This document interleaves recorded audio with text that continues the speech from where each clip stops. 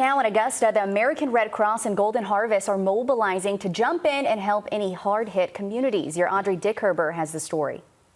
Efforts to help our community haven't stopped, but because of Tropical Storm Debbie, Golden Harvest and the Red Cross have come together to expand their efforts outside of Augusta and says you can help too. They've been preparing all week. Right now we are staging supplies all across the southeast. That includes Florida, Georgia, North Carolina, South Carolina, to make sure that our impacted communities have the resources and help that they need. They're set up at Golden Harvest with meals, diapers, water, and more. We have this facility, this produce rescue center, that was scheduled to open next week, and when this disaster happened, we knew that we needed to step up and offer it as a resource to the communities. And they're ready to go anywhere at any time. And we just don't know the impact. Flooding is a major, major concern.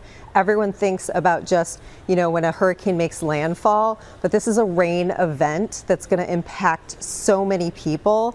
And the big thing for us too is stressing the importance of having a safe place to go. The Red Cross has 8 shelters open across the state, and officials say our local parks and rec facilities will be another option for shelter too. And our hearts go out to everybody that's impacted, because you have communities that, like Adalia down in Valdosta, they're being hit over and over again. So the Red Cross, we're ready at all times. For more information on how to help locally or throughout Georgia or South Carolina, visit WRDW.com.